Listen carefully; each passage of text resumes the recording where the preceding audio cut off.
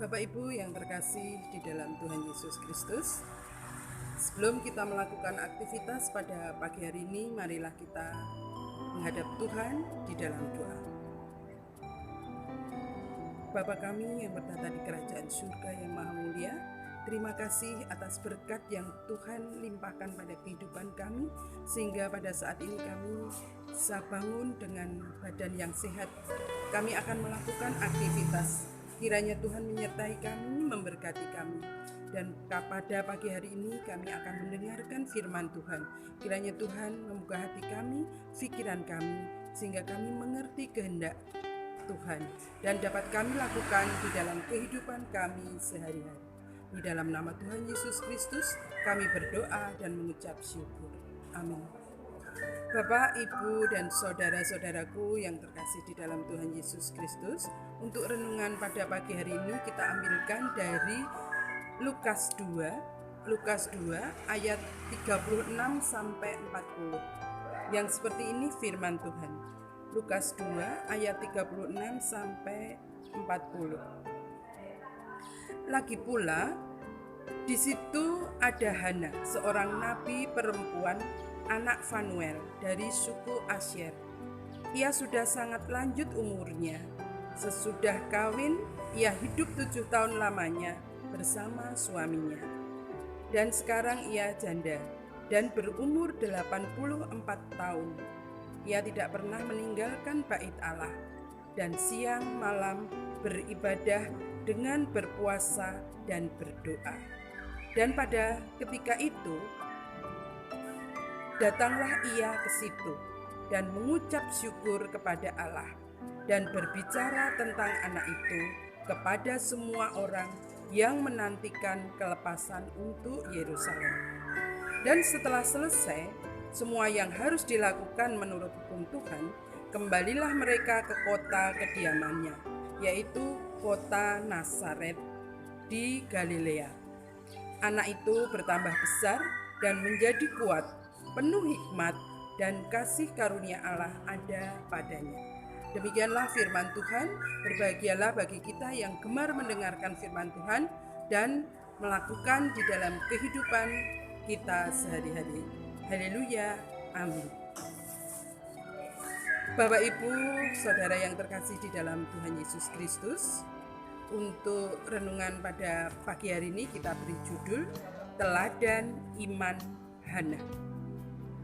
Bapak, Ibu, saudara yang terkasih, sering kita mendengar pernyataan, Tuhan telah memberkati saya karena saya beriman. Tuhan telah memberi saya mobil baru. Puji Tuhan. Tuhan telah membuat saya lulus ujian. Puji Tuhan. Tuhan sudah membuat saya dapat pekerjaan. Puji Tuhan. Perolehan-perolehan tersebut biasanya dalam kesaksian kita sampaikan, sehingga seseorang ataupun orang lain dapat mengharapkan sesuatu dan terus bertekun di dalam kesaksian imannya.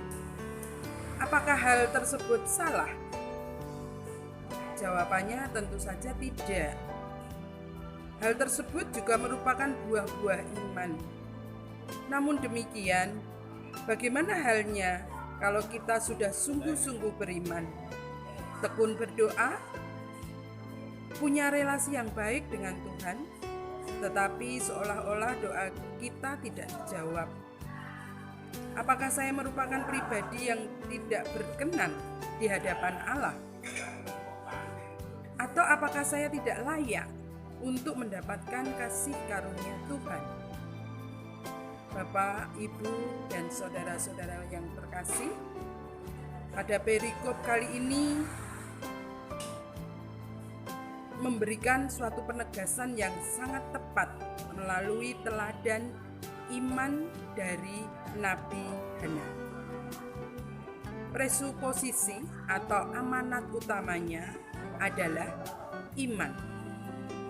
Sedangkan iman adalah dasar dari segala sesuatu yang kita harapkan, baik sudah kita terima maupun belum kita terima. Sekali lagi, iman. Iman adalah dasar dari segala sesuatu yang kita harapkan, baik sudah kita terima maupun belum kita terima. Kita melihat tokoh Hana yang telah menjadi janda dan punya satu harapan yang terus dipergumulkan, yaitu kelepasan untuk Yerusalem. Oleh karena hal tersebut, Hana selalu berdoa dan berpuasa. Bahkan dicatat Hana tidak meninggalkan bait Allah. Ia melakukan itu demi semata-mata agar Yerusalem bisa terlepas dari penindasan bangsa Romawi. Tetapi apakah doanya dijawab? Apakah sampai Hana meninggal, ia telah melihat bahwa Yerusalem telah bebas dari bangsa Romawi? Jawabannya adalah Yerusalem tetap diperbudak oleh Romawi. Akan tetapi kita melihat iman Hana ketika bertemu seorang anak yang kita kenal dalam nama Tuhan Yesus. Hana sangat bersyukur karena anak tersebut yang nantinya akan membawa kelepasan bagi Yerusalem, karena dialah Sang Mesias yang diurapi, yang akan membawa kelepasan bagi Yehuda. Meskipun Hana belum melihat kelepasan tersebut, tetapi Hana sudah bersukacita karena dia seolah-olah telah menerima kelepasan atau kemerdekaan bagi Yerusalem, yaitu pokok doa yang telah dipergumulkannya. Meskipun nyatanya sampai Hana meninggal tidak melihat langsung kelepasan bagi Yerusalem atau Yehuda, tetapi dia beriman, iman yang luar biasa, dan memang kejadiannya demikian, bahwa Tuhan Yesus tidak hanya membawa kelepasan bagi Yerusalem, tetapi bagi seluruh dunia, yaitu kelepasan dosa. Bapak, Ibu, Saudara yang terkasih di dalam Tuhan Yesus Kristus, pelajaran dari 4 ayat pada kali ini sangatlah jelas bahwa mari kita meneladani iman Hana. Ketika kita percaya sepenuhnya pada Tuhan Yesus Kristus, mari kita tetap hidup di dalamnya. Apapun yang akan terjadi, pasti dijawab atau tidak dijawab doa kita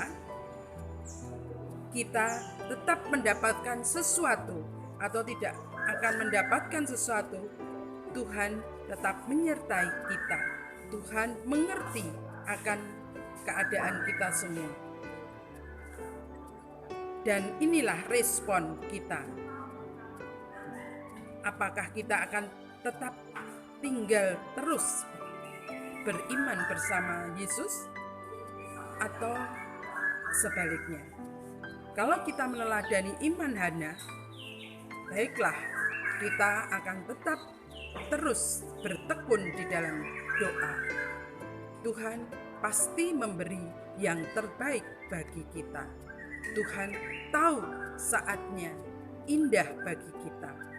Kelepasan akan keadaan di sekitar kita, di dalam kehidupan bangsa kita dengan adanya pandemi COVID-19 yang mungkin kapan kita tidak tahu ujungnya akan berhenti, tapi kita percaya, kita beriman seperti iman Hana, sehingga pada suatu saat Tuhan akan memberkati kita dengan menghilangkan pandemi ini, sehingga kehidupan bangsa kita akan menjadi normal kembali. Itulah pengharapan di dalam hidup kita. Tuhan menyertai kita sepanjang hidup kita.